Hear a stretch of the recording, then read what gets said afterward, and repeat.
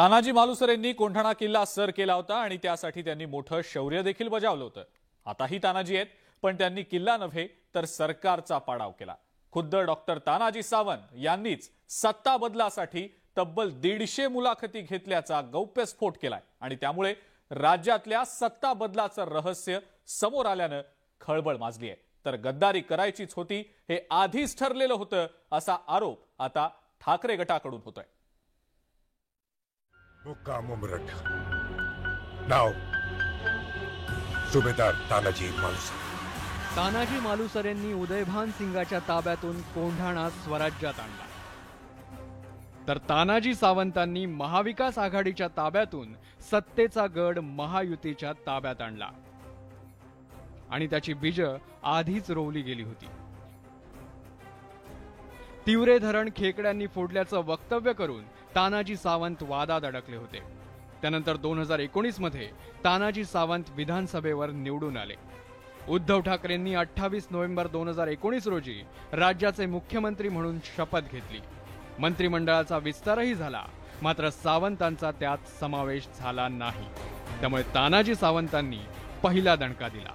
मी स्वतः देवेंद्रजी फडणवीसच्या आदेशानं तमाम महाराष्ट्रामध्ये पहिल्यांदा बंडखोरी करून धाराशिवची जिल्हा परिषद शिवसेना बीजेपीची जे ह्या 12.5 कोटी जनतेनं मॅन्डेट दिले होतं ती सुरुवात ह्या ठिकाणून केलेली आहे। वस्तुस्थिती आहे आणि त्यावेळेसच हे बंडाचं निशाण फडकवणारा तानाजी सावंत होता। राज्यातलं महाविकास आघाडीचं सरकार घालवण्यासाठीचे प्रयत्न सरकार स्थापन झाल्यापासून सुरू झाले होते। त्यासाठी शेकडो मिटिंगा घेतल्याची माहिती सावंतांनी दिली। इतकंच नव्हे तर शिवसेनेच्या आमदारांचं काउन्सिलिंगही सावंतांनी केलं। देवेंद्रजी फडणवीस साहेबांनी माझ्या मीटिंग होत होत्या। आमच्या आत्ताचे लाडके मुख्यमंत्री एकनाथजीभाई शिंदे आणि माझ्या जवळपास त्या 2 वर्षामध्ये 100 ते 150 मीटिंग झालेल्या होत्या। माझे मराठवाड्यातले आमदार असतील, माझ्या विदर्भातले आमदार असतील, माझे पश्चिम महाराष्ट्रातले आमदार असतील, प्रत्येकाचं मी काउन्सिलिंग करत होतो आणि हे सांगून करत होतो, असा झाकून करत नव्हतो, उघड मात्याने करत होतो। भाजपनेही तानाजी सावंतांनी दिलेली माहिती नाकारली नाही। स्वतःची खुर्ची प्रिय विचारधारा गेली तेल लावत असे उद्धवजी वागले आणि जे विचारधारेला एकत्र जोडून राहिले ते एकनाथजींना वारंवार सांगत होते, तुम्ही उद्धवजींना हे समजवा। तर तानाजी सावंत जे म्हणाले ते सत्य आहे।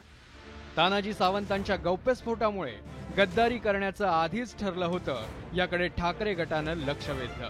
त्यामुळे उद्धव ठाकरेंवर करण्यात आलेले आरोप खोटे होते हे सिद्ध झाल्याचा दावा अंबादास दानवेंनी केला। हे लोक ज्या पद्धतीनं बोलत होते की आम्हाला उद्धवजी ठाकरे साहेब भेटत नाही, आम्हाला निधी मिळत नाही, आम्हाला अजितदादा राष्ट्रवादी अशा पद्धतीनं त्रास देत आहे, मला वाटतं हे सगळ्या पोकळ गप्पा हे लोक मारत होते। यांच्या मनातच दुहीचं बीज, गद्दारीचं बीज आधीपासूनच पेरलेलं होतं आणि म्हणून तानाजी सावंत जे आरोग्यमंत्री या महाराष्ट्राचे त्यांच्या वक्तव्यावरून हे स्पष्ट होतंय की यांनी ठरवलेलं होतं यांना गद्दारी करायची होती। आता जे कारणं देतात, उद्धवजी भेटत नाही, उद्धवजी निधी देत नाही, अजितदादा असं बोलतात, ह्या सगळ्या बकवास होत्या।